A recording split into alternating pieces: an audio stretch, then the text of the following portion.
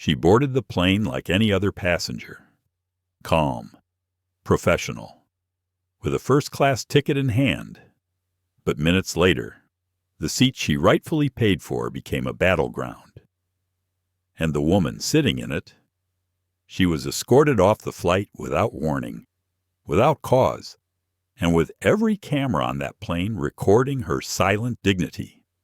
Who was this woman the airline dared to humiliate? Why did the incident spark outrage from Silicon Valley to Washington, D.C.? And what secret power did she hold that would not only shake the company, but freeze $5 billion in funding overnight? What began as a routine flight turned into a national reckoning. A story not just about race, power, or injustice, but about one woman's quiet strength, her refusal to be erased, and the legacy she built from a single moment of violation. So what really happened at 37,000 feet? And how did she turn public shame into a revolution in the skies? This is not just a story. It is a movement. Like, share, and subscribe if you believe dignity should never require permission. Now, let's begin. The plane hadn't even left the gate when the whispers began. From row 1C, a woman in a silk blazer clutched her Chanel tote a little closer. Across the aisle, a man in a Rolex checked his boarding pass again, glancing up, then quickly away. The cabin of Silver Line Flight 417 buzzed softly with polite conversation, clinking glasses, and the occasional rustle of designer luggage settling into overhead bins. And in the middle of all that quiet luxury, she sat, seat 2A, window seat, first class. She hadn't said much since boarding. She offered a gentle thank you to the gate agent and nodded politely to the flight attendant who offered her a welcome drink. Her carry-on was worn, canvas with faded seams and a frayed zipper pull. Her coat, though pressed, was simple, earth-toned, unremarkable. She placed her phone face down on the tray table and folded her hands on her lap. Her expression was unreadable, calm, still. Her name was Dr. Celeste Vaughn. To the casual eye, she might have seemed out of place, but she wasn't. She belonged exactly where she was. Still, the discomfort around her was impossible to ignore. Amber Collings, the lead flight attendant, had paused for just half a second longer than she should have when she saw the name on the manifest. Her perfectly glossed smile faltered, barely perceptible to the average passenger. But to someone like Celeste, someone trained to read people for a living, it was loud. Amber didn't greet her. She simply nodded and walked past. Celeste noticed. Of course, she did. She noticed the sideways glance from the man across the aisle as she buckled her seatbelt. She noticed how no one made eye contact. She noticed the subtle shift in energy the moment she sat down. She knew what they were thinking.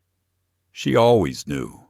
But she had learned long ago that reacting to suspicion with anger only confirmed their biases. So she sat, composed, poised, quiet, outside. The late afternoon light painted the tarmac gold as ground crew finished final checks. The jet bridge began to pull away. Celeste closed her eyes briefly, letting the hum of the engines vibrate through her chest. It grounded her. She had boarded dozens of flights like this in her life. But each time, there was always that moment. The moment when someone in the cabin wondered, silently or not so silently, if she was supposed to be there.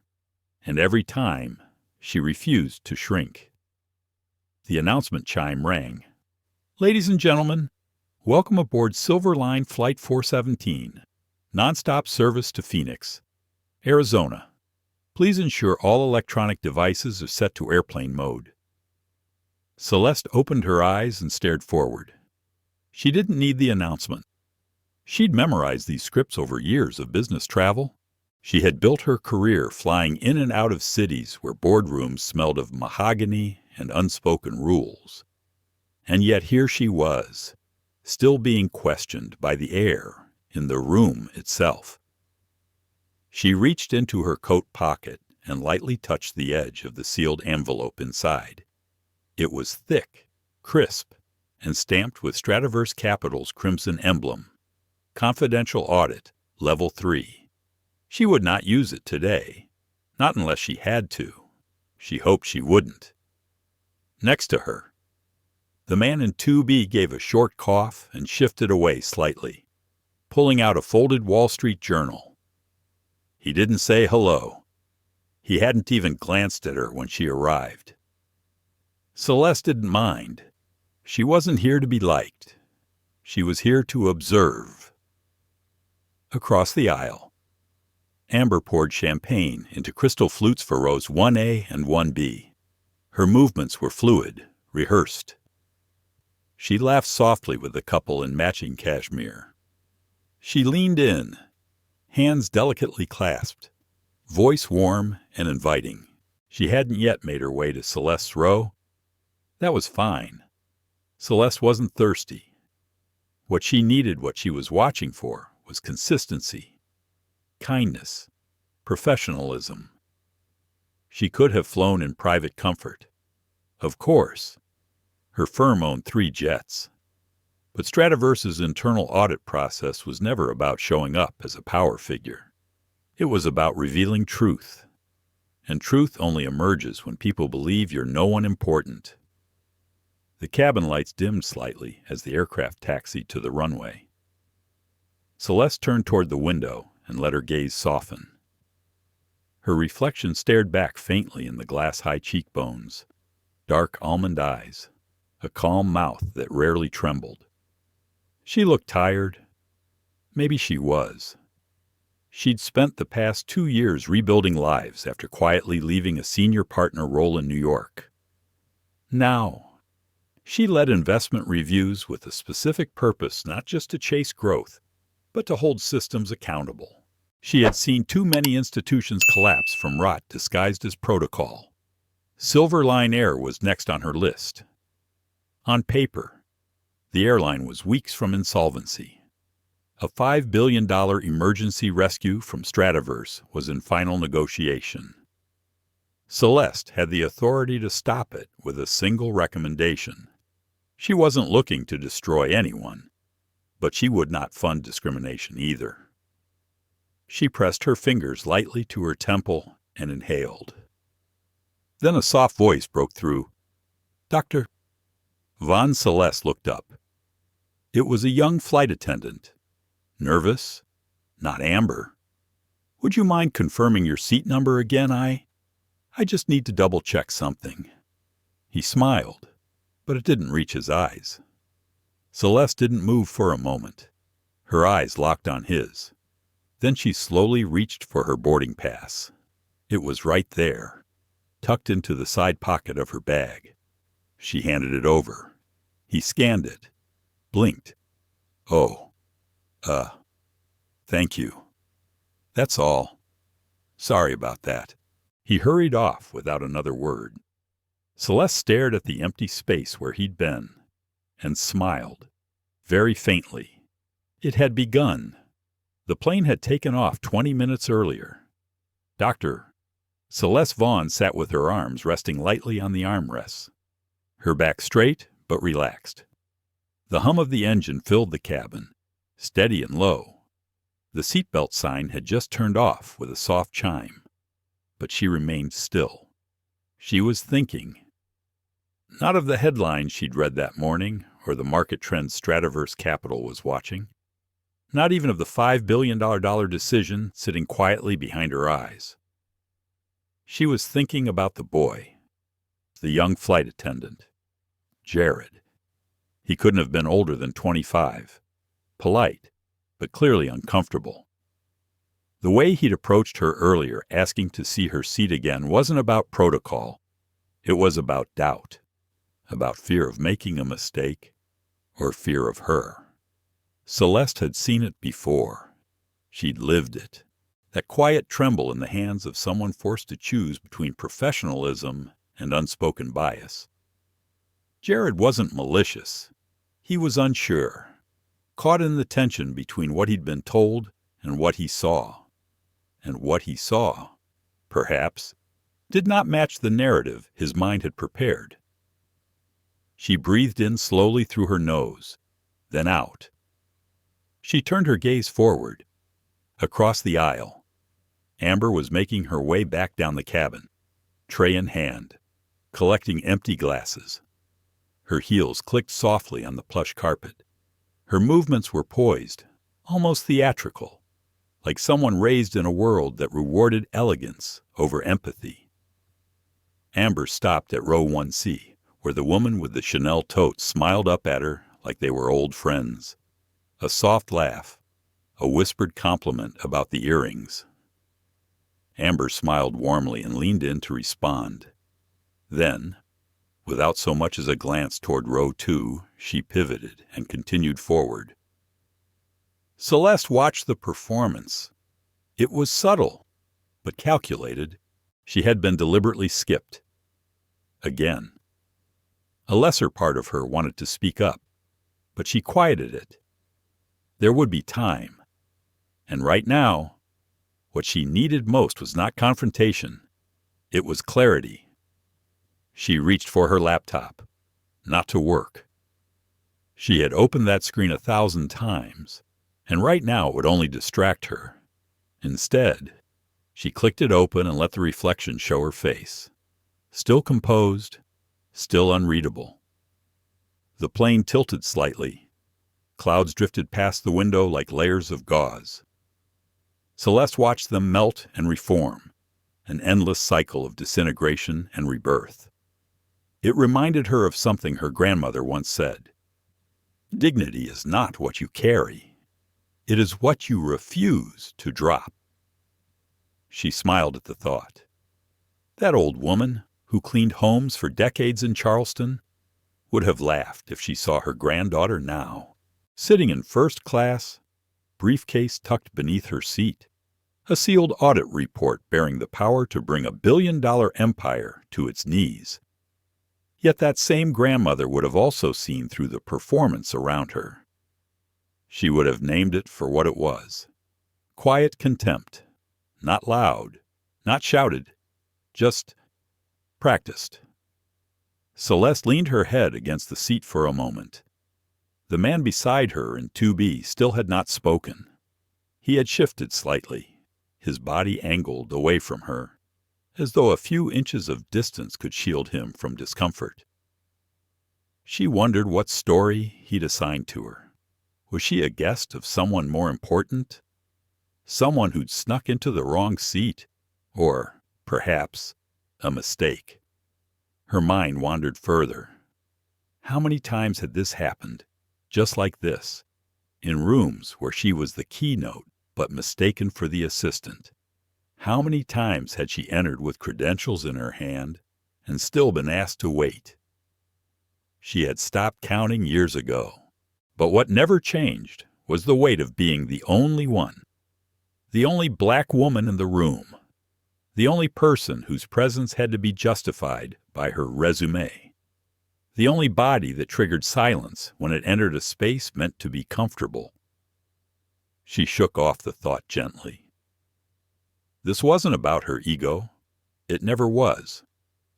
Celeste had made peace with her uniqueness a long time ago. What unsettled her wasn't the stares or the silence. It was how quickly people decided what kind of story they were looking at based solely on the cover. Jared passed by again, moving toward the galley. He caught her eye briefly and hesitated. Celeste offered him a small nod. He blinked, unsure, then continued walking. There was no need to force the moment. Some people weren't ready to meet themselves yet, and that was fine. She was here to observe, not to fix. Another chime. Amber's voice came over the intercom. Ladies and gentlemen, we'll begin our lunch service shortly. Please take a moment to review the menu located in the seatback pocket in front of you. A rustle followed as menus were lifted. Celeste opened hers slowly. Simple choices: grilled chicken, pasta primavera, roasted salmon. She wasn't hungry. She closed the menu and set it aside. Amber appeared 2 minutes later, moving down the aisle once again. She stopped at row 1 and took the couple's orders with visible warmth. Then row 1B. Then she looked up. Her eyes landed on Celeste. Flat. Cold. She turned to the man in 2B. "Sir, would you like the salmon or the chicken today?" she asked brightly. Celeste blinked. The man didn't hesitate. "Salmon," he said, without glancing at Celeste. Amber jotted something down and turned. She never asked Celeste, never looked her way again. She moved on to row 3 as if 2A was invisible. Celeste's jaw tightened, just slightly. There it was. The test. This was not ignorance. This was not oversight. This was exclusion, purposeful, practiced, polished. She sat back slowly, closed her eyes for a moment. The tray table vibrated slightly from turbulence, or maybe just the tremble in her fingertips. No, not yet. Don't react. Observe. She opened her eyes again and reached down to her bag. Her fingers brushed the edge of the envelope once more. Still sealed, still waiting. She pulled out a slim notepad instead and began to write. Service inconsistencies between passengers. Targeted seat re-verification request. Withheld beverage and meal offer. She paused, wrote a final line. Intentional omission. First documented bias escalation. She underlined it twice, then closed the notebook. A storm was coming, and she knew how to read the clouds. The cart rattled softly as it made its way down the aisle, pushed slowly by Amber's manicured hands. The clink of utensils and soft whispers of choice chicken or salmon punctuated the dull hum of the engines. For most passengers, it was just another flight. For Dr. Celeste Vaughn, it was becoming something else entirely. She was not a stranger to discomfort. She had spent her life excelling in spaces that were never designed for her. But what made this moment feel different was how carefully orchestrated the erasure had become. Not loud, not brash. Just the kind of exclusion that made you question your own eyes. Amber hadn't looked her way once since boarding. Not during the drink service. Not when handing out hot towels. Not even now, during meal service, when she asked every single person around Celeste what they preferred for lunch, skipping her without hesitation, like she didn't exist. It would have been easier if Amber had said something rude, raised her voice, made a scene. But this wasn't about words. It was about the absence of them. Celeste remained composed, her fingers gently resting on the notepad in her lap. She had already noted each omission, each passive act of dismissal. She was documenting with the precision of a surgeon, but inside her chest, something was stirring. It was not rage, not sadness. It was something more dangerous. Resolve. She looked toward the window for a moment. Clouds rolled gently beneath them. The sun cast golden streaks across the wing. It was peaceful out there. She thought briefly about her grandmother again. How that woman used to hum while folding laundry, whispering old hymns from memory. Not because anyone was listening, but because dignity, to her, was about presence. Celeste straightened in her seat. She was still present. She would remain so. As Amber moved further down the cabin, Celeste caught the sound of her laugh. It was directed at a young man in business class who had made some kind of joke. The kind of laugh that said, "I am comfortable here. I am at ease." Celeste envied none of it. What she did wonder, though, was how someone could move through the world so effortlessly blind to themselves. Across the aisle, a teenage girl with earbuds in looked over, her brows knitting slightly as if she sensed something was wrong. Her glance lingered for only a second. Then she returned to scrolling on her phone. The world keeps moving, Celeste thought, whether it sees you or not. The seatbelt light flickered on again. A voice came over the intercom. Ladies and gentlemen, we're approaching some light turbulence. Please return to your seats and ensure your seatbelts are securely fastened.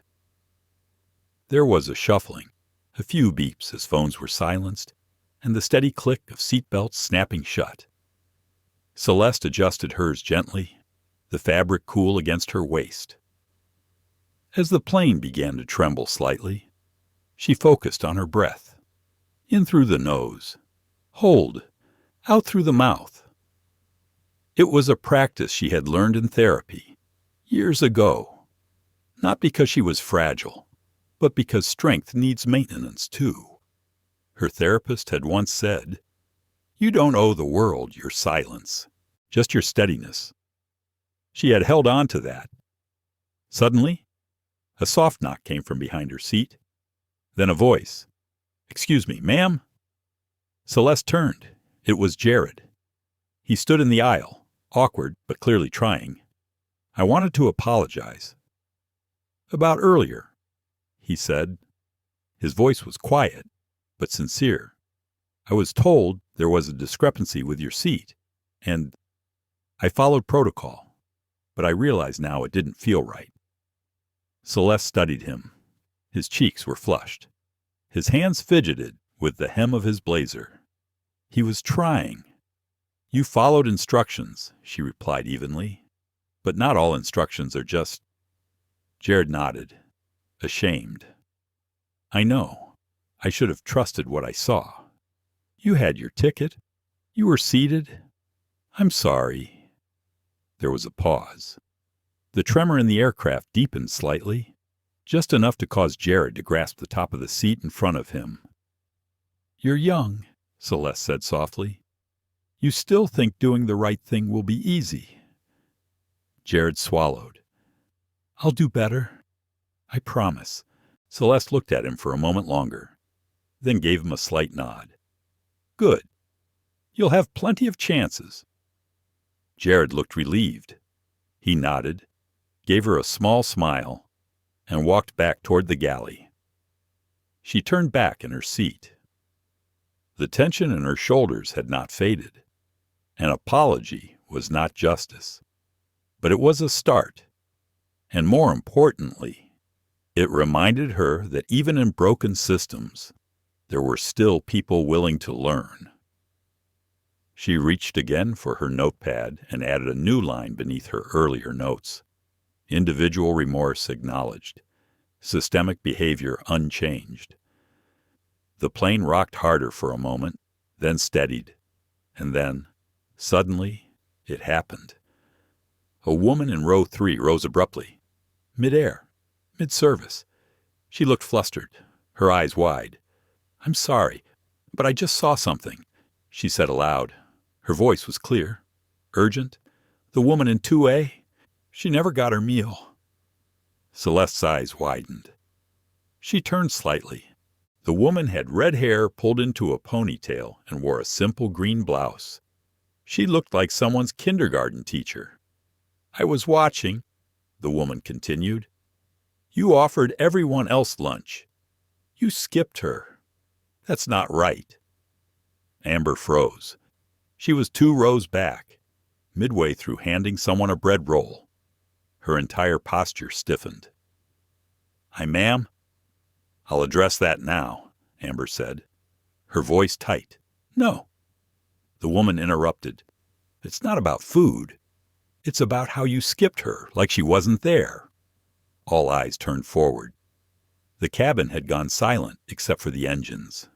Celeste felt her heart pound once, but her face remained still. Amber looked flustered now. There was a misunderstanding. "No," said the woman in green. "There wasn't. I saw you." Then she sat back down, flushed but firm. Celeste exhaled slowly. The air around her buzzed with attention now. She felt the heat of everyone's gaze, the sudden recognition, the slow unraveling of polite indifference. Amber approached, her voice rehearsed. "Dr. Vaughn, I deeply apologize for the oversight. May I offer you the salmon or chicken?" Celeste looked up at her, looked her fully in the face. "No," she said softly. "You may not." Amber stood frozen for a moment, lips parted. Then Celeste added, "It's too late for lunch." And with that, she returned her gaze to the window. Outside, the clouds had thinned. The sun hit her face. It was quiet again, but not the same kind of quiet. Something had shifted. Not everything, but enough. The envelope sat quietly on Celeste Vaughn's lap, its ivory surface untouched, pristine, yet holding more weight than anything she had carried on board. It had no markings, no logo, just her name in handwritten script, sharp, precise. The kind of handwriting that spoke of someone who was raised to believe that their words mattered and would be read. She had tucked it into her briefcase when she boarded, not because she planned to open it mid-flight, but because part of her could not stand the idea of it being far from her. She had received it just hours before the flight, hand-delivered by her legal advisor in a manila folder marked confidential. The board's vote had gone through. Unanimous. 12 voices. 12 names. She had been named chair of the Equitrust Investigative Council. Effective immediately. Celeste Vaughn. Black woman.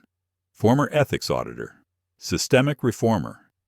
And now, the lead architect of how federal aviation would answer to decades of buried misconduct. She had sat with that news for exactly 13 minutes before her car arrived. And now, cruising 35,000 feet above a stitched patchwork of land and cloud, she found herself wondering not about the power she now wielded, but about the woman 2 rows behind her. The woman in the green blouse. The one who had spoken up, who had broken the silence. Her name, Celeste later learned from the manifest, was Joanne Lively, a public school teacher from Milwaukee, traveling for a conference on trauma-informed care. Of course she was. That explained everything. Teachers, Celeste thought, often saw what others chose not to. That one act had caused the air in the plane to change. Amber, the flight attendant, had gone unusually quiet. Service slowed. People watched her every movement now, uncertain whether to offer support or shrink back into their phones. And Celeste, for the first time since takeoff, felt like the silence wasn't hers to carry alone. The pilot's voice returned over the speaker, calm and professional. "Folks, we're cruising at a smooth altitude. We'll have about 2 hours before we begin our descent into Phoenix. Should be a calm ride the rest of the way." But the turbulence Celeste felt now was internal. Her fingers brushed the envelope again. There was power inside it, but there was also something else, a responsibility she never asked for and yet could never decline. She had spent years investigating misconduct in private equity circles. But this was different. This was federal, public, visible. The kind of scrutiny that brought not just backlash, but danger. This appointment would put her at the center of every hidden file, every ignored whistleblower, every flight log that never made the audit, and she would welcome it. Still, as she sat there, her thumb tracing the edge of the envelope, she felt the familiar push and pull of something deeper. Am I the right one for this?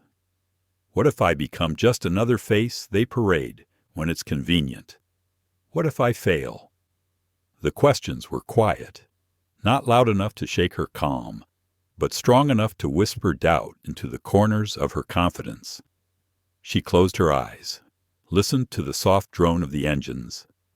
then remembered something. Years ago, she had interviewed a former airline safety coordinator, an older black man named Daryl. He had been fired quietly after raising concerns about discriminatory hiring in pilot training. When she asked him how he managed to speak up anyway, he said this: "When you know a thing is broken and you've got the tools to fix it, silence becomes a kind of betrayal." Celeste opened her eyes. She had the tools, the skills, the seat, and now, the stage. What she did next could not be about fear. She slipped the envelope open. Inside was the formal confirmation letter, embossed seal, legal sign-offs. But more than that, there was something else, a smaller sheet of stationery, a handwritten note. It was from Justice Eileen Marks, the outgoing chairwoman. "Dear Celeste, you already know what this work requires, but I want you to remember what it deserves. It deserves eyes that stay open, even when it hurts to look. It deserves a voice that speaks up, even when others stay seated. And it deserves someone like you, who understands that dignity and fire can live in the same body. You will face resistance, not the obvious kind, the kind that smiles and delays, that dilutes, that suggests you wait. Don't wait. They picked you because you've never needed permission to do what's right. Lead well, with respect." Eileen Celeste's chest tightened as she read.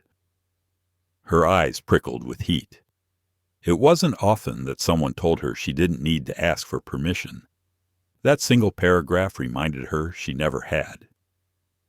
She folded the note carefully and slid it back into the envelope. Then she reached for her tablet, scrolled through her notes, began updating the incident log from this flight. She titled it Case 2147, Silver Line Flight 4172, Discretionary Disenfranchisement. Below it, she wrote, "Observe passive, discriminatory conduct by cabin staff directed at high-visibility black passenger. Initial denial of pre-assigned seat, despite documented proof. Subsequent omission during meal service. Verbal disregard. Witness intervention prompted acknowledgement and delayed response. Follow-up required. Recommend full staff audit and internal bias training evaluation." She paused, then added one more line. "Note presence of ally in seat 4D. Human decency remains an asset." When she finished, she closed the app and rested her hands in her lap.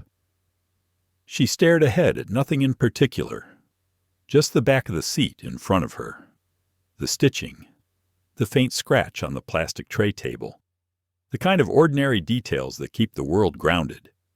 Then a voice. It was soft, hesitant. "Excuse me, Doctor." Vaughn Celeste turned. Joanne stood there, a little uncertain but earnest. "I didn't mean to embarrass you earlier.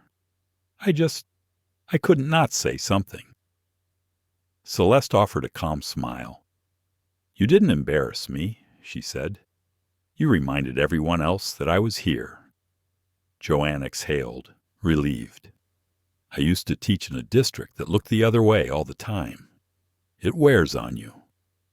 Celeste nodded. "I know it does. I read about you once. Joanne said you spoke at a university conference about ethics and aviation." Celeste raised an eyebrow. "That talk was never uploaded." Joanne smiled. "I was in the audience." That made Celeste pause. The world really was smaller than it pretended to be. Joanne offered a small nod and returned to her seat. Celeste leaned back again. The cabin lights dimmed slightly as the sun began to dip outside, casting long rays across the clouds.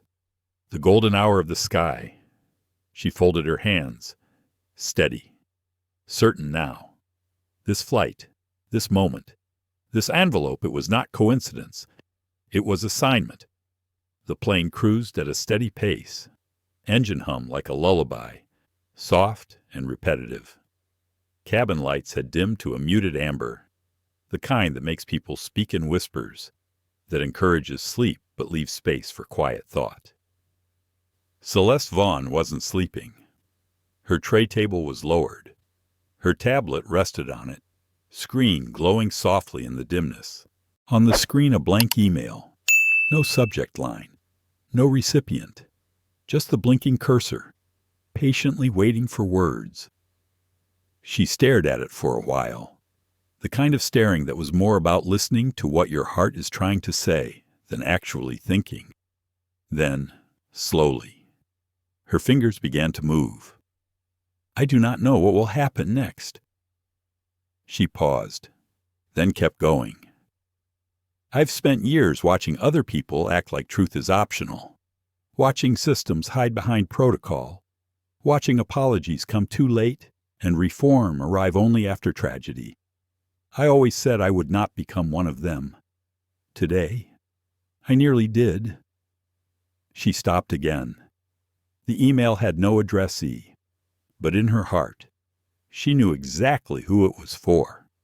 Her mother, who never had the chance to sit in first class, who cleaned hotel rooms for 32 years, who used to bring home the mini soaps and store them in a drawer like they were tiny, fragrant trophies.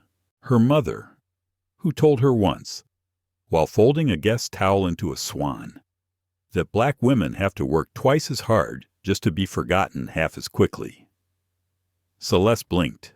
Her throat tightened, but she continued, I was removed from my seat today. First class, boarding pass correct, behavior calm, papers clean, but I was still removed. No explanation, no apology. They just told me my seat wasn't available anymore and escorted me toward the back like I was part of the carpet. I said nothing at first, not because I didn't have words, but because I was so used to this happening in ways that were less obvious, less public, more polite. But today, I was reminded, polite does not mean just... Joanne spoke up, a woman I've never met. She asked a question, and the entire plane felt it. People turned, and in that moment, I felt something I haven't felt in a long time, witnessed. Her hand hovered over the screen. She didn't know what she was writing toward, but it didn't matter. She just needed to write. She scrolled down and kept going. I wonder if you would be proud of me. I used to think success meant not having to face this anymore, that the letters after my name and the titles on my desk would somehow shield me from these slights, that if I climbed high enough, I would stop being reminded of what I carry when I walk into a room. But you were right. They don't stop seeing what they want to see.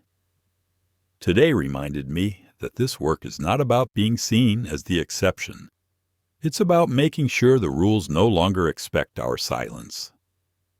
Celeste stopped and looked out the window. Below them, somewhere between Missouri and New Mexico, cities turned into pinpricks of golden light. Highways looked like glowing veins. Life continued, unaware that a quiet reckoning was taking place on seat 3A. She tapped the screen again. I am no longer angry. I am responsible. Not because I asked to be, but because I carry what you gave me. A name, a spine, and a promise. She reread the words, then added one last line. You never had a seat in first class, but today I carried you there with me, and you are not going anywhere. She saved the email to drafts, then closed her eyes. For a long time, she didn't move, not when the crew offered water, not when a child cried somewhere near the back, not even when the air shifted slightly from warm to cool. She was inside herself now, and for the first time in hours, she let herself feel it all. The embarrassment, the anger, the pride, the fear, the unbearable weight of needing to be more than one thing at the same time. Strong and soft, angry and kind, public and private. Dr. Vaughn, and just Celeste. It was exhausting and beautiful. At some point, she felt the presence of someone beside her. Joanne again. "I'm sorry," the woman said softly. "I just wanted to check on you." Celeste opened her eyes slowly. "I'm all right. Just thinking." Joanne hesitated. "I hope I didn't overstep earlier." "No," Celeste replied, her voice firm. "You didn't. You gave something back to the room that was being taken." Joanne sat in the empty aisle seat beside her, careful not to intrude too closely. "I teach middle school," she said. "I see how early it starts. The quiet exclusions, the reshuffling, the blaming. Sometimes I wish I could shout for them, but all I can do is document and push policy from inside." Celeste nodded. "That's what I do, too." Joanne blinked. "You're a teacher." Celeste smiled faintly. "In a way, just not in a classroom." There was a pause. Then Joanne said, "After what happened, they kept whispering. Some were filming. I saw a man tweet about it, but no one else stood." Celeste nodded again. "People think witnessing is passive, but it isn't. It's participation." Joanne looked down, twisting her wedding ring slowly. "It shouldn't be this hard." Celeste's voice was quiet, but certain. "But it is." Then she stood. She reached into her bag and handed Joanne a card. It had no title, just a name and an encrypted email address. Joanne looked at it, then back up. "Is this you?" Celeste simply said. "When you report what they don't want to admit, use that." Joanne stared at her for a moment. "You're someone important, aren't you?" Celeste met her gaze. "Not yet, but I will be with that." She returned to her seat. As Joanne walked away, the plane hit a pocket of gentle turbulence, just enough to make people straighten their trays and glance out the windows, but Celeste barely noticed. She reached for her tablet again and opened her inbox. This time, she selected a recipient: to Internal Audit Equality Trust, Gov Subject Recommendation, for Onboard Incident Case Review, Flight 417. She began typing with precision. Full incident observed, including willful reassignment of purchase seating without explanation. Discrepancy in staff response time. Witness testimony from seated passengers confirms racial bias pattern in treatment.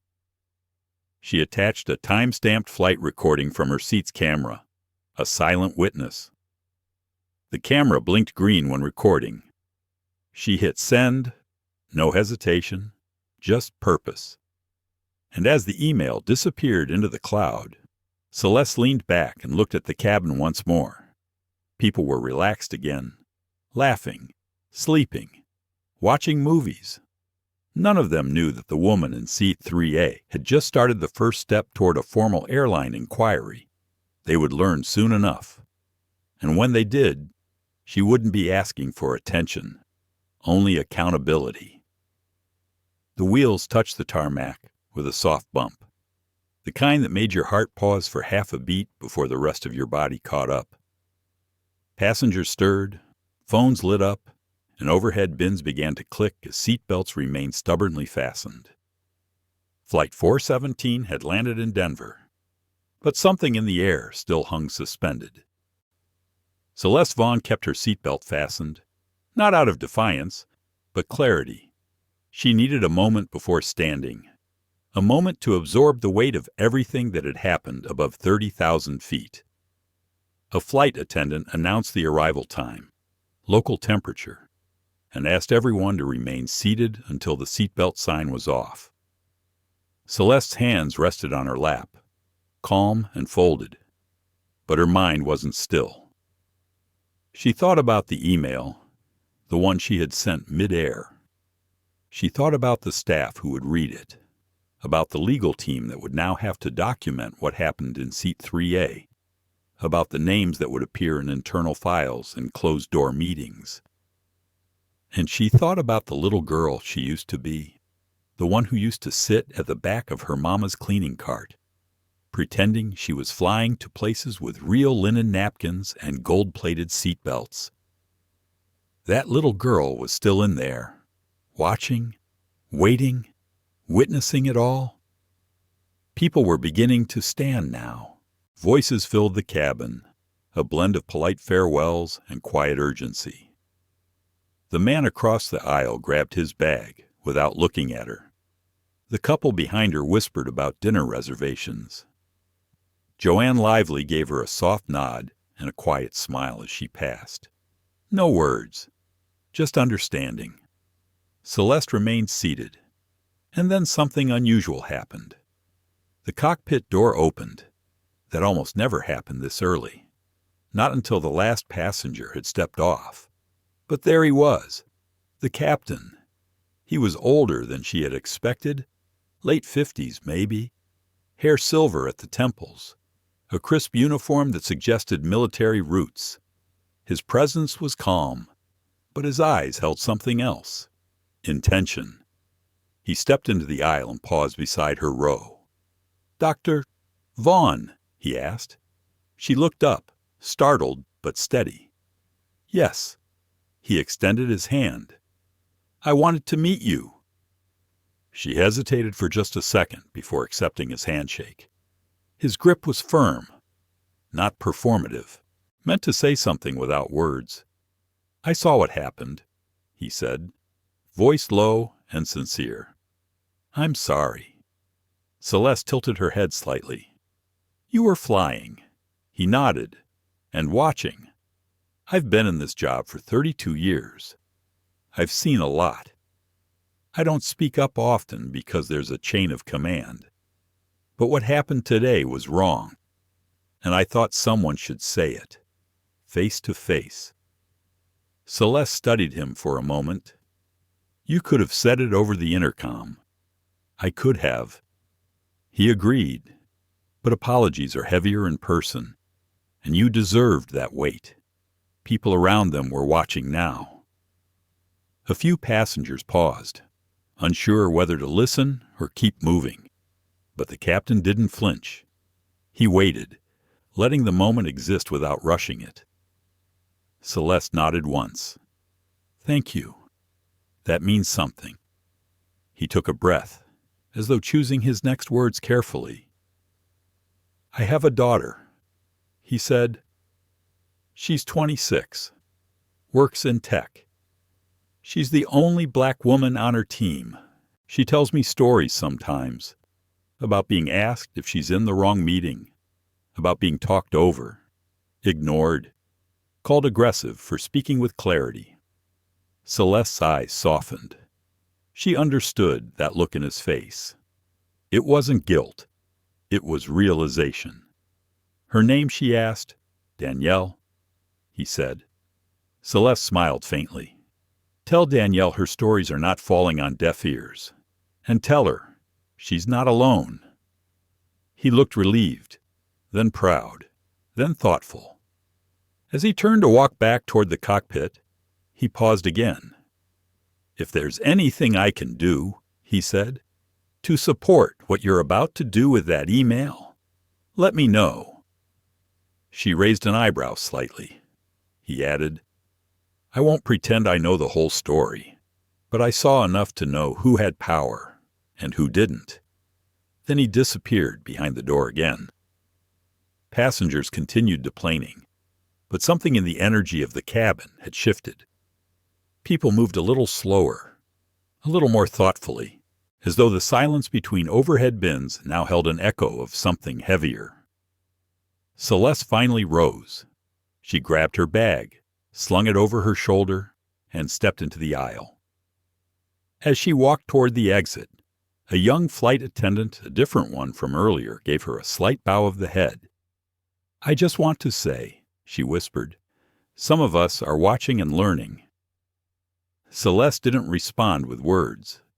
She just placed a hand on the woman's forearm, gently, firmly, as if to say, "Keep going." The jet bridge was quiet. At the end of it, two men in suits stood near the exit, clearly not airline staff. They straightened as she approached. "Dr. Vaughn," one of them said, "we've been asked to escort you to a private car." Celeste paused. "Who asked?" He handed her a plain white envelope. She opened it. Inside, a single sentence typed on thick paper. "Your work has already started." She folded it slowly and slipped it into her coat pocket. "Tell them," she said, "I'm not here for favors." One of the men replied softly, "They know." She walked past them, down into the concourse, alone, but somehow no longer unseen. The Denver terminal buzzed with its usual rhythm. Suitcases rolled, children squealed, baristas shouted names into cups, and Celeste moved through it all with the quiet grace of someone who had stopped shrinking to make others comfortable. She stopped briefly at a large window, looking out over the runway. Another plane was lifting into the sky, its engines roaring toward altitude. She thought about the turbulence, not just in the air, but in people, in systems, in voices. And she knew something was coming, something beyond a seat on a flight. This was never about just flying. This was about who gets to arrive with dignity, and who gets quietly denied that landing. In a soundproof conference room on the 12th floor of Silver Line Air's corporate headquarters, the glow of 24 screens flickered against glass walls. The mood was quiet, but tense. Executives leaned forward, legal pads open, coffee cooling untouched in expensive ceramic mugs. Someone was typing furiously. Someone else was scrolling through social media, eyes widening at every refresh. And on the largest screen at the end of the table, her name appeared, Dr. Celeste Vaughn, passenger complaint logged, Flight 417. The digital report had been filed only 40 minutes earlier, but it was already on the radar of legal, ethics and compliance, media relations, and even the Office of Investor Trust. Not because the system worked perfectly, but because someone inside the loop had pushed it manually. A woman named Patrice Geller sat at the edge of the room, her badge clipped discreetly inside her cardigan. She was mid-level, not an executive, not a name most people recognized, but she was the one who had flagged the report to upper leadership. She had seen Celeste's name before, years ago, in an article about Black women leading innovation in supply chain logistics. She remembered reading the piece twice, not because of the industry, but because of how Celeste had described leadership. True power, Celeste had said, is the ability to create space where none existed before. That sentence had stayed with Patrice, and now Celeste was here, in her system, not as a keynote speaker, but as a complaint. A moment of silence hung over the room. Then a man with thinning gray hair and sharp gold cufflinks broke it. "Do we know exactly what happened yet?" He didn't look up from his tablet. "Not fully," said the woman from HR, "but we have an initial statement from Dr. Vaughn, corroborated in part by another passenger named Joanne Lively. And there's video." She turned to the screen and tapped twice. It played without sound. Footage from a teenager's phone, grainy, but clear enough. You could see the flight attendant, wide stance, arm outstretched. Celeste seated calmly. The conversation seemed low volume, but the body language was unmistakable. An escalation, a refusal to listen. Then came the moment where the agent from security leaned in and pointed to Celeste's seat. The room shifted. Executives crossed their arms. Legal frowned. She didn't raise her voice, the VP of Communications asked. "No," Patrice said quietly. "Not once." She was asked to move without cause. Ask someone else. Correct. The seat was hers. First class. Ticket verified. She had pre-boarding privileges as part of our Global Equity Leadership Partner Program. A younger man, freshly promoted, made the mistake of chuckling. Ironic. Huh. Equity leadership, and then this. No one laughed. Patrice locked eyes with him, not in anger, but in quiet clarity. I don't think she finds it ironic. She said, I think she finds it predictable. The room went still again. On the screen, the video continued.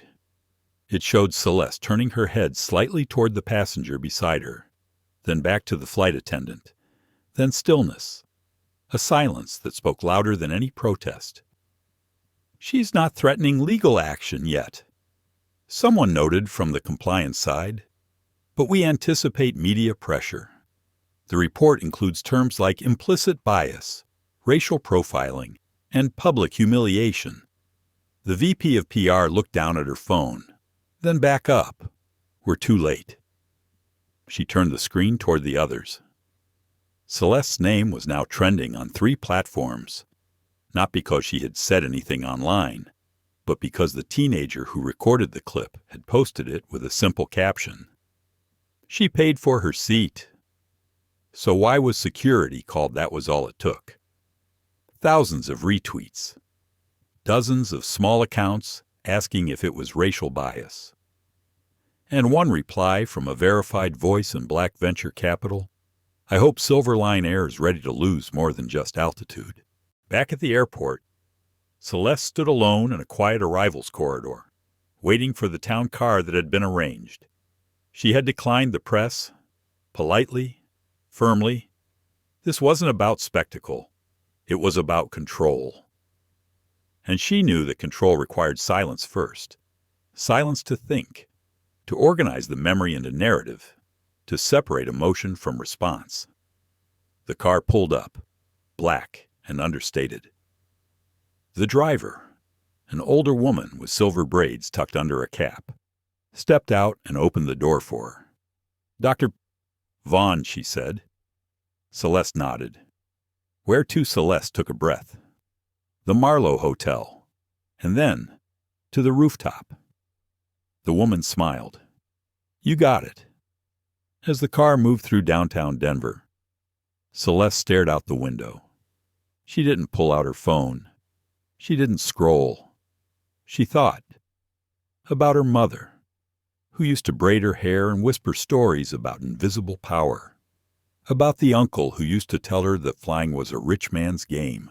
About the first time she ever saw the inside of a private terminal and wondered what the people who built it thought of someone like her walking through its gates. And she thought about control, not of others, but of the story, her story. When they arrived at the Marlowe, she walked straight past the check-in desk and into the elevator. The rooftop access required a key. She had one. It had arrived at her office months ago with a note. You built the supply chain. You can break it too. No signature. But she knew where it had come from. The elevator opened to the rooftop lounge. It was empty, save for a man in a charcoal coat standing near the edge, sipping water from a low glass tumbler. Celeste, he said as she approached. Malcolm, she replied. He gestured toward the skyline. I figured you'd want the city, not the boardroom. I want both, she said, but the city first. He handed her a folder. Inside were 2 printouts. One was a copy of Silverline Air's equity pledge, which included her signature from a year ago. The second was a chart, revenue, and projected losses if she pulled her company's logistics contracts from Silverline. $5 billion over 8 years. No lawsuits needed, just paperwork. Celeste stared at it. Malcolm waited. Then, softly, he asked, Do you want to burn the house down? She didn't answer right away. Instead, she walked toward the railing, wind lifting her hair slightly. The city below pulsed with light and noise. Unaware. She closed her eyes. And when she opened them, her voice was steady. "I don't want flames.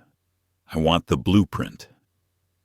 The lights in the executive suite of Silverline Air never went dark that night.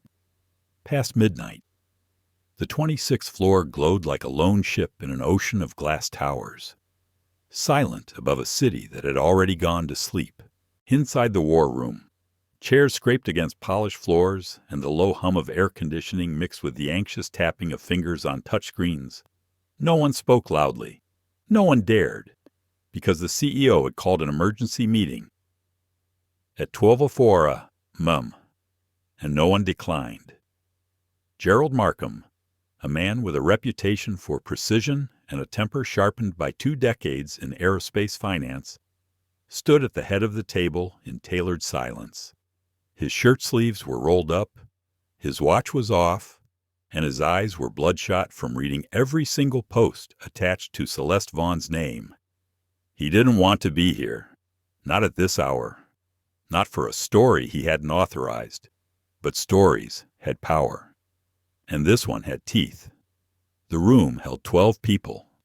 Only 3 of them were women. Only 1 was black.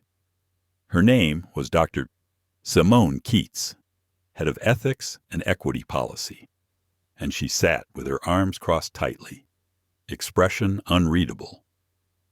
Gerald clicked his remote. A new projection filled the screen. Revenue losses by Q3. Shareholder sentiment drop. Brand erosion curves. The slope wasn't steep, but the trajectory was unmistakable. "This is not just about one flight," he began, voice calm but clipped. "This is about visibility. This is about narrative control. This is about how one incident becomes the entire company's identity." Silence. He let the weight of it settle. She hasn't posted anything herself. Added the VP of risk. Not publicly. Not even a statement to the press. "That's what makes this dangerous," Simone said flatly. Eyes turned toward her. "Doctor, Vaughn doesn't need to say a word. She's already said enough by not speaking. The internet is writing the story for her. And people believe it because it aligns with their lived experience." Gerald didn't like that answer. He turned back to the screen. "What do we know about her next move?" Simone leaned forward. "She's in Denver." She checked into the Marlowe under her own name. She met with Malcolm Rhodes, her logistics strategist, 3 hours ago on the rooftop. "So she's planning a move," Gerald pressed. "She's already made it." Simone replied. He paused. "What do you mean?" "She filed a reassessment clause at 1013 p. Mem. tonight through the Infrastructure Equity Alliance. She's triggering the procurement review for all transport contracts between Vaughn Ventures and Silverline. That's $5 billion over 8 years. If we lose that, others will follow." The clause was drafted by her general counsel 6 months ago. She wrote the terms herself. The silence was heavier this time. Someone on the other end of the table cursed softly into their palm. "She's a step ahead of us," Simone continued. "And not just legally, strategically. She's not coming for revenge. She's building leverage." Gerald sat down, slow and deliberate. He ran a hand over his mouth. "So what's our play?" Simone looked him in the eye.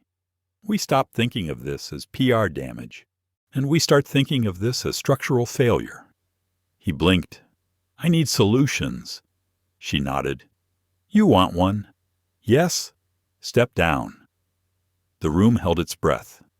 Gerald stared at her, eyes narrowing. "That's not a solution." "It is," she replied, voice unshaken. "It won't solve everything, but it signals to stakeholders and the public that we're not protecting a hierarchy that failed to protect passengers. I didn't make the call to remove her from that seat, but your system did, and it worked exactly as designed. That's the problem." Her words didn't rise. They didn't pierce. They landed like soft weight, undeniable and inescapable. Gerald exhaled slowly. She's not even asking for an apology. No, Simone said. She doesn't need one. At the Marlowe. Celeste stood barefoot in her hotel suite, looking out across the skyline. She hadn't slept, not even tried.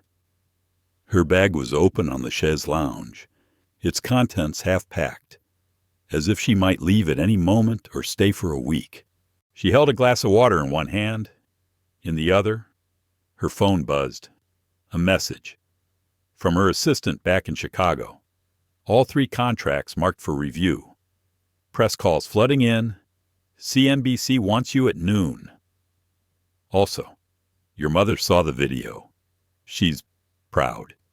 She said, "That's my daughter. Quiet, but fire." Celeste smiled gently. Quiet, but fire. It was true. She didn't want destruction. She wanted clarity. She wanted dignity made tangible. She wanted accountability that wasn't a spectacle, but a standard. Another message buzzed in. This one from Malcolm. Gerald called a midnight summit. They know now. But they're still thinking in headlines, not in systems. You have time. Time was exactly what she needed. Not for retribution, for design. In a world obsessed with speed. Celeste understood architecture. She knew that the strongest structures weren't built in noise. They were framed in silence and reinforced with intentionality. And so she drafted, on paper, in pencil, a flowchart of possibilities.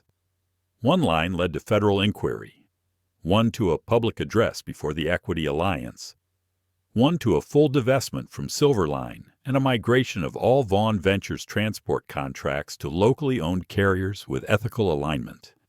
And one line, the final line, led to a quiet conversation with Gerald Markham, not televised, not recorded, but transformative, a line that ended not in scandal, but in rebuild. Her phone buzzed again. This time it was a name she hadn't seen in years. Ava Blake, investigative journalist, subject coffee. She clicked open the body of the email. Celeste, I saw what happened. Or rather, I saw what didn't happen. The restraint, the silence, the wait. I'd love to talk, not to publish, to understand. Because what you're doing isn't just a protest. It's a model, and people need to see it. Not just read about it. No pressure. Just coffee. My treat. Celeste stared at the screen for a long moment. Then she opened a new note on her tablet. At the top, she wrote 2 words. Power redefined. The building was made of steel and glass, like most places designed to intimidate. But Celeste Vaughn had long since learned not to flinch at architecture. She walked into the International Air Transport Equity Council's conference room wearing a muted gray suit and a soft navy blouse. Her heels clicked softly on the polished floor, not in arrogance, but in rhythm. She carried no entourage, just a legal pad in one hand and a leather folder in the other. Everyone in the room noticed her entrance. Some tried not to. Others tried too hard. Celeste scanned the seating chart as she approached the large table. It was U-shaped, with placards that denoted status by position. Years ago, when she first attended these sessions, she had been given a spot in the second ring, technically inside the room, but far from the decision-making core. They called it observer status. She had called it what it was, tolerated silence. But this time her name was at the head of the table. Front and center, a name in serif font, Dr. Celeste Vaughn, CEO, Vaughn Ventures, member, Infrastructure Equity Alliance, principal contracting partner for Federal Transit Modernization Initiative. She sat down slowly, not to savor it, to honor it. 3 seats to her left. The airline industry's legal counsel shifted in his chair. A man named Trevor Denton, Harvard-trained, fast-talking, nervous eyes. His firm represented both Silverline and its primary competitor. He adjusted his tie, but said nothing. Across from her was Dr. Leanne Corrigan, an Australian executive who ran an indigenous-owned air freight network across Oceania. Leanne offered a small, respectful nod. The chairwoman entered moments later. Meeting commenced at 10:03 a.m. The chairwoman's voice was steady as she opened with an acknowledgement of current tensions and the gravity of the moment. She then looked to Celeste. "You asked for the floor." Celeste stood. No slides, no theatrics, just breath. "I appreciate the space," she began, "but I'm not here to speak about an incident. I'm here to speak about the system that permitted it, protected it, and prolonged it." The room was quiet. She continued. "When I was removed from my seat on Flight 2876, I wasn't shocked. I wasn't even surprised. I was prepared, because I've seen this mechanism before. It's not always about volume or shouting. Often, discrimination whispers. It hides in phrasing, in assumptions, in procedural camouflage. A few people shifted. Celeste kept going. This is not only about race, this is about default settings, about which bodies get questioned, which voices are deferred, which passengers are presumed trustworthy without verification. She paused. The silence wasn't awkward. It was sacred. I am not asking for sympathy. I am not threatening consequences. I am requesting clarity, accountability, and the redesign of our industry's operational assumptions. She opened her folder and handed out 2 documents, a white paper titled Equity as Infrastructure, and a policy framework titled Passenger Presumption Protocols. These documents outline a 5-step revision plan to address systemic inequity in boarding procedures, staff training, incident reporting, and accountability matrices. It is not exhaustive, but it is executable. Trevor finally spoke. "We understand your concern, Dr. Vaughn. But is it not true that the incident on Flight 2876 resulted from a mistaken seat reallocation? There was a last-minute change, and the ground staff acted on what they believed was protocol." Celeste met his gaze gently. "I do not dispute the confusion. I dispute the consistency of that confusion. Because this didn't happen to a white male CEO. It happened to me. And it wasn't the first time." He started to respond, but the chairwoman raised her hand. "This is not a trial," she said firmly. "It's a turning point." Celeste nodded in quiet agreement. She turned toward the room again. Equity is not reactive. It is proactive, and it is measurable. We cannot transform this industry with apologies. We must build standards that outlast us. Leanne Corrigan leaned forward. "I've read your proposal. It's rigorous, and frankly, it's overdue. My company implements 3 of your 5 recommendations already. The results speak for themselves. Fewer complaints, higher customer retention, lower attrition among crew. You don't need to convince me." Celeste's eyes softened. Trevor cleared his throat again. The implementation cost would be considerable, and given the state of post-pandemic recovery, such investments could destabilize smaller carriers. Celeste didn't interrupt. When he finished, she answered calmly.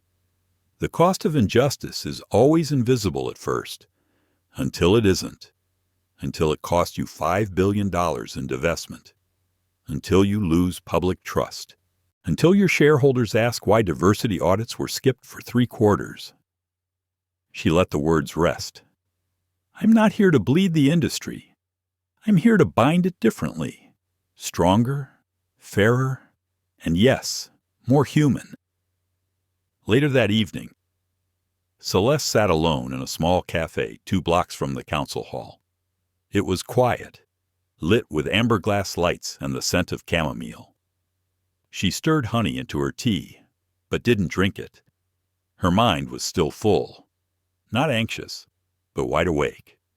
Her father used to say, "If you want to rebuild something broken, you start at the frame. Don't patch the walls. Reinforce the foundation." She felt like that's what she was doing now. Not taking down the house, but rebuilding the frame. Her phone lit up. A message from Simone Keats. "He's stepping down. Gerald announced it this afternoon. Interim CEO being appointed tomorrow. The board cited moral imperative and leadership renewal." Celeste read it twice. Then she closed her eyes, not in satisfaction, in stillness, because change was not a banner. It was a practice. Another message buzzed in. This one from Malcolm. 3 regional carriers just asked for your policy framework. Word spreading. You've started something. She opened her laptop and began drafting responses. Not press releases, implementation letters, resource sharing agreements, pilot program outlines. Because once the first crack in the dam had formed, she knew she had to guide the flood. But amid the planning, amid the paperwork, she let herself pause.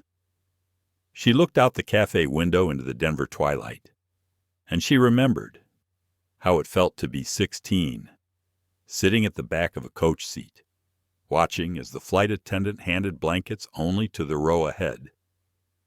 How it felt at 23 when her boarding pass was triple-checked while her white colleague breezed through.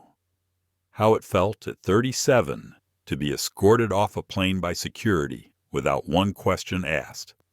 And how it felt now to sit at the head of the table they once said she wasn't ready for, not because she demanded a seat, because she redesigned the table. Celeste Vaughn had never been one to keep a journal. She preferred movement over reflection, action over monologue. But late one night, a week after the hearing, with Denver cloaked in snow and silence, she opened her laptop and began typing not for the public, not for the board, not even for the media, but for herself. She did not know why she wrote it, only that she needed to. Her fingers hovered over the keyboard, then fell into rhythm. Dear Passenger 12C, you were there that day. You saw it happen. You watched as I was removed from my seat. You looked away when they asked me to stand. I do not blame you. You were trying to disappear, as most of us do when things get uncomfortable. You clutched your headphones, stared out the window, and waited for it to be over. But I wonder now, did you know who I was? Not by title, not by reputation, but by the truth of my presence. Did you see the calm in my face, the weight I carried in silence, the history stitched into my very breath? I am writing to tell you, I do not hate you, but I hope you remember. I hope the next time you witness someone being reduced, you do not fold into the shadows. I hope you stay visible, because we need each other to change this sky. She stared at the screen. Her hand trembled, not from fear, but from something older, something deeper, exhaustion maybe, or grief. She closed the document, not saving it, but the next morning, it was still there. Her laptop had auto-saved the draft. She reread it over coffee. Her assistant Simone glanced over her shoulder. You should post that, Simone said quietly. Celeste shook her head. It's raw. Exactly, Simone said. We've heard the polished version. This is your heartbeat? Celeste didn't answer, but later that afternoon, while waiting at the airport lounge for a flight to Washington, she posted the letter anonymously on her company's internal forum under the subject line, Letter to 12C. She thought nothing would come of it. But within 24 hours, the letter had been screenshotted, reshared, reposted, and translated into 9 languages. By the end of the week, it had 2.8 million shares, and by Monday morning, it was printed on the front page of The Atlantic. A legislative aide named Riley Jansen sat at his desk in D.C., scrolling through Twitter when the letter landed in his feed. He paused, then clicked. He read it once, then again. Then he emailed it to Senator Elias Monroe. Subject: you need to read this now. Monroe called him within 10 minutes. Is it verified? It came from Vaughn Ventures IP. Looks authentic. Even if it wasn't, the impact is real. Draft me something. That night, the Senate Ethics Committee received a proposal titled The Visible Passenger Act. The act, co-sponsored by a bipartisan panel, outlined the following: 1. Mandatory bias training and certification for all commercial flight attendants, renewed annually. 2. Third-party incident review panels for all passenger complaints involving seating or security removal. 3. Creation of an anonymous in-flight witness reporting system called SkyStand. 4. Public transparency reports released quarterly by all commercial carriers, detailing racial and demographic data on all in-flight disputes. 5. A national audit and policy alignment enforced by the Department of Transportation within 18 months of ratification. It was the most sweeping federal airline legislation since the post-9/11 security reform. And it had all started with a letter to a stranger. Celeste was not prepared for what happened next. She never asked for the letter to be published. She never sought the spotlight. But somehow, it had become a beacon for others. People began sharing their own stories, tagging them with them wearing her 12C. A black mother from Seattle posted about being told her toddler was too loud for business class.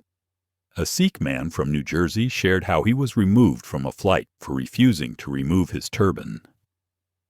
An elderly Latina grandmother posted a photo of her being told to prove her U.S. citizenship before boarding. Each story was heartbreakingly familiar. Each one lit another match. Soon the stories were too many to ignore. CNN hosted a panel titled Who Gets to Fly in Peace?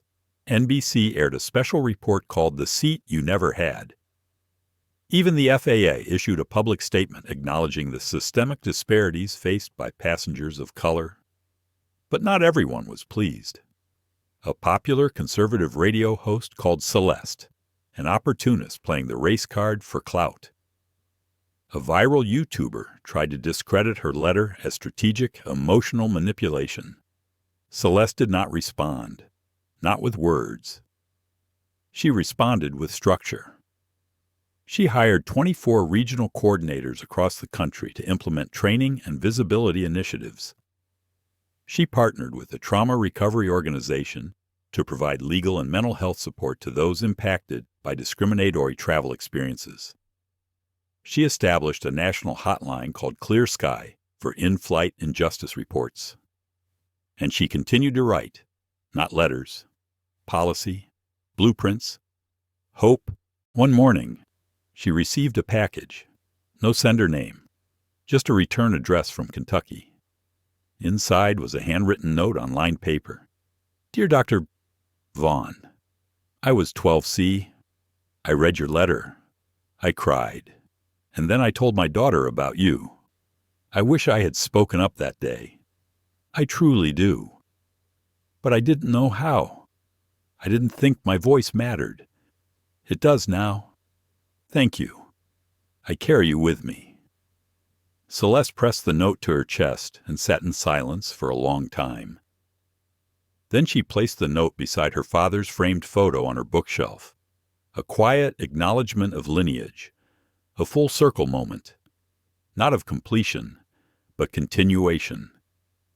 At a conference months later, Celeste spoke to a crowd of over 3,000 airline staff from around the world.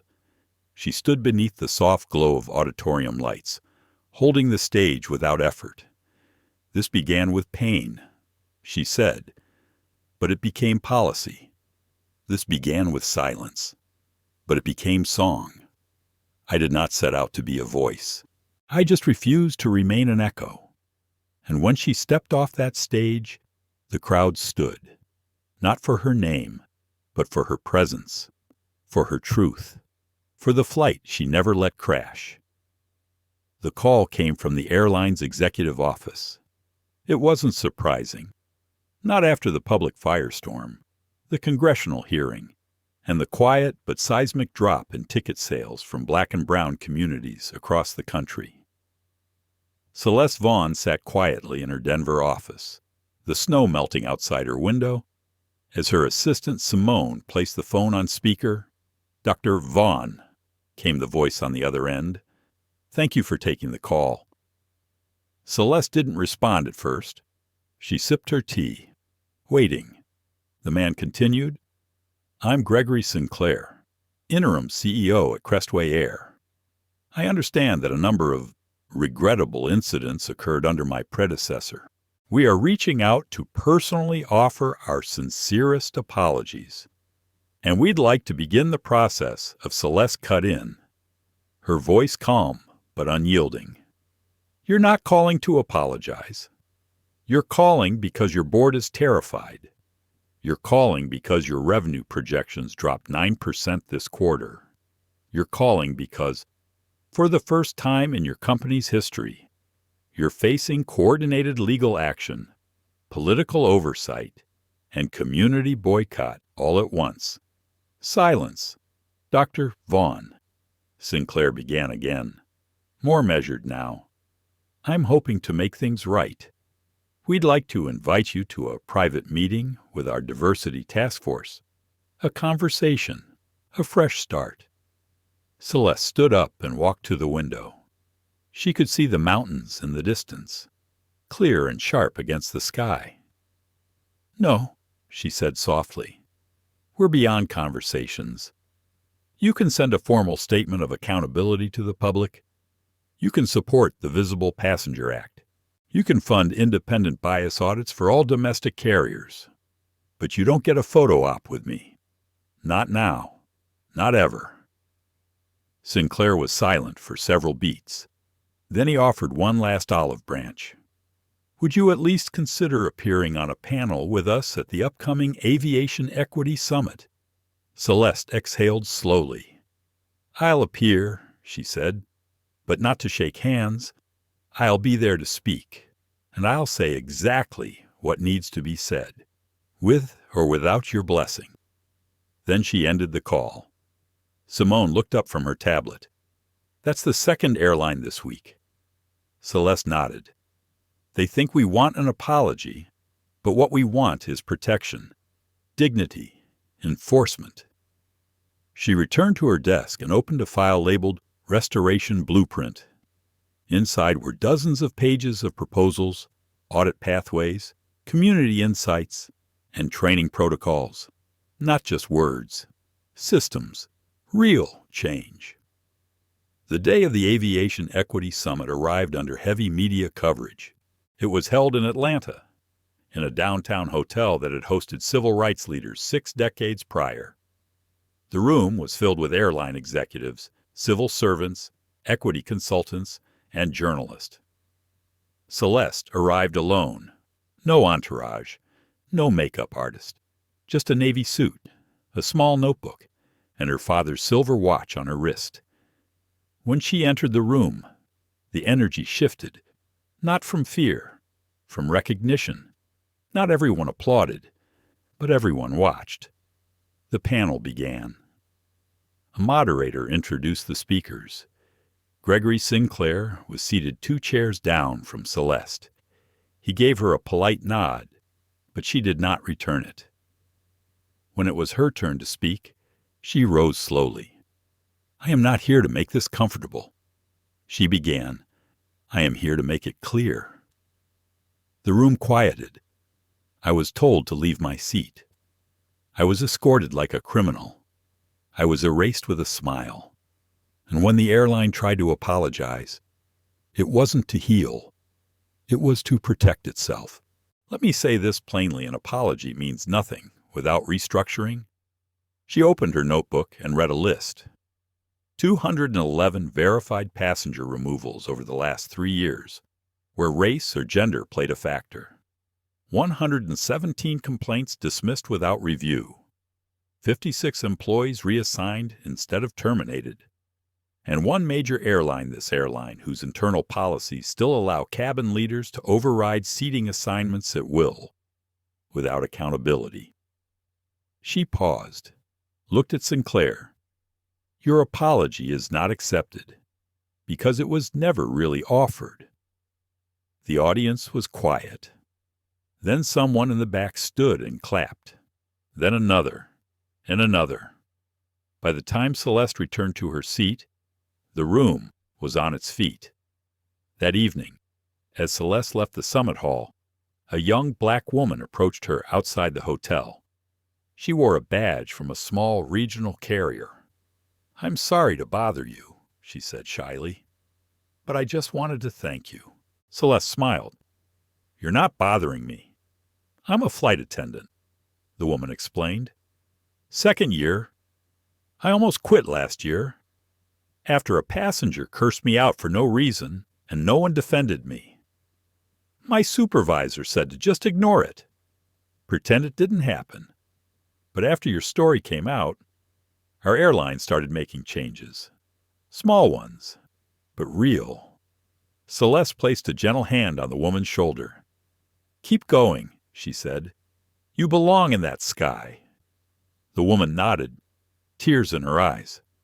"Your name's Celeste?" asked. "Jasmine," she replied. "Jasmine Holt. I'll remember that," Celeste said. "And one day, they will too." Later that night, alone in her hotel room, Celeste sat by the window and thought about her father. He had once told her that dignity was not about what others gave you. It was about what you refused to let them take. She reached for the old watch on her wrist, feeling its steady weight. Outside, a plane took off into the night sky, and Celeste knew this wasn't just about one flight, one seat, or one woman. It was about every silent moment endured, every unjust policy allowed to remain. Every time someone looked away, it was about making the air safe not just for bodies, but for truth. And she was not done. Not yet. It started with a letter, not a press release or a tweet, not a live interview or trending hashtag, just a letter, printed on thick ivory paper and signed in dark blue ink by the chairwoman of the Senate Transportation Committee.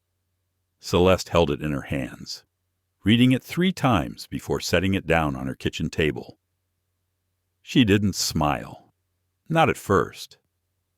Her expression was something quieter, something more sacred. The letter confirmed the passage of the Visible Passenger Act, federal law. No passenger could be removed from a flight without immediate documentation, escalation review, and supervisor override on record and retrievable by public request. Implicit bias training would be required not only for airline staff but also for the companies contracted to enforce security. And any passenger who experienced discrimination during air travel now had a federally protected channel for recourse and restitution. It was everything she had pushed for, everything she'd fought for after that flight, after that humiliation, after that moment when the world finally saw what so many had quietly endured. Celeste reached for her tea and looked out her window. Morning light filtered through the Denver skyline, and in the distance, a plane ascended smoothly into the clouds. Then she allowed herself to smile, not because she'd won, but because everyone else finally had a chance. 2 months later, she stood in front of a crowd at Howard University. The air in the auditorium was electric. Rows of students, faculty, airline workers, and activists packed the room. Some held up phones. Others wore T-shirts with her image strong, poised, seated in 3A. She almost laughed when she saw them. She had never wanted to be a symbol, but perhaps symbols were sometimes necessary. She stepped to the podium and paused as the applause faded. "I didn't plan to become a name on your timelines," she began, "or a face in your documentaries. I didn't intend to hold press conferences or testify under oath. I was simply trying to get to New York." Soft laughter swept through the room. But here's the thing about injustice. It doesn't wait for you to be ready. It doesn't ask if you're tired or afraid or quietly healing from your own private wars. It arrives, and when it does, you have a choice: to let it pass or to stop it cold. She looked around the auditorium. You all know what I chose. A wave of applause surged again. I was escorted off that flight because someone didn't think I belonged. But I do. I belong in that seat, in that boardroom, in this room. And so do you. Celeste's voice deepened, the warmth of her conviction drawing every listener closer. We cannot simply ask for fairness. We must engineer it, protect it, enforce it. And when we are removed, when we are dismissed, we do not disappear. We rise, and we return, not for vengeance, but for truth. She stepped back from the podium, the room now standing. A sea of hands clapped. Some cried. Some simply stood still, watching her like they were witnessing history. Because they were. In the weeks that followed, Celeste returned to her work at the Vaughn Institute. But things had changed. More people reached out. More companies asked for her voice in their strategies. More parents emailed her, thanking her for being visible. She read every email. One night, she found a message from a woman named Elena Cooper. She was the mother of a 10-year-old boy who had seen the video of Celeste being removed from the plane. He had cried when he saw it. He asked why someone would do that to a lady who did nothing wrong. Celeste replied personally. She told the boy that sometimes people make decisions out of fear, and that fear can look like power. But real power, she said, comes from knowing who you are and staying gentle anyway. That email exchange went viral. It was shared across parenting forums, educator newsletters, and eventually national TV. But what mattered most to Celeste was the final line the boy had written back. He said, "One day I want to build planes and make sure no one gets taken off unless they did something bad for real." Celeste printed his message and pinned it to her corkboard. It reminded her why she did any of it. Months later, she received an invitation, this time from Crestway Air. It wasn't from their CEO. It was from a group of employees, pilots, gate agents, flight attendants who had started a grassroots initiative within the company called Skybound Justice. They had rewritten their training programs, built their own reporting structure, advocated for an independent ombudsman system. They wanted Celeste to see what they had done. No media, no fanfare, just a tour. She hesitated at first. The name alone brought back too many memories. But then she remembered Jasmine Holt and all the other young people like her. Maybe it was time. She flew coach. When she stepped onto the plane, she felt a flutter in her chest. Familiar, unsettling. But as she walked down the aisle, she saw something new. On each seat back was a laminated passenger rights card. On the uniforms of the staff were small pins with the Skybound Justice logo, 2 wings forming a heart. As she took her seat near the window, a young flight attendant approached. "Dr. Vaughn," he said quietly, offering her a bottle of water. "We're honored." She looked at him, then out the window at the tarmac. "No," she replied. "I'm just watching the work continue." And when the plane lifted into the sky, she didn't close her eyes. She stayed present. Every second of that flight, every voice she now carried with her. Because the seat wasn't just hers anymore. It belonged to everyone who had ever been told to move, to wait, to shrink. She hadn't just reclaimed her seat. She had rewritten the skies. For all of us. She didn't yell. She didn't fight back with fists. She simply stood, then spoke. And when she did, the world finally listened. Celeste Vaughn's journey is more than just a viral clip or a courtroom headline. It is a mirror reflecting what too many still endure quietly: dismissal, humiliation, the belief that they do not belong. But what if every time someone is told to move, they rise instead? What if we stopped asking for permission and started rewriting the system? Because of Celeste. Airline policy changed. Because of her, no one can be removed from a seat without cause again. And because of her, dignity now has documentation. This story may end here, but the conversation must continue. Discrimination doesn't need to scream to cause damage. Sometimes, it looks like a polite smile, followed by a request to leave. Let's remember this. No seat is truly ours until it is everyone's. If this story moved you, if it made you feel seen, or made you think, please like, share, and subscribe. Your voice matters. And together, we'll keep telling stories that don't just go viral. They make change. See you in the next one.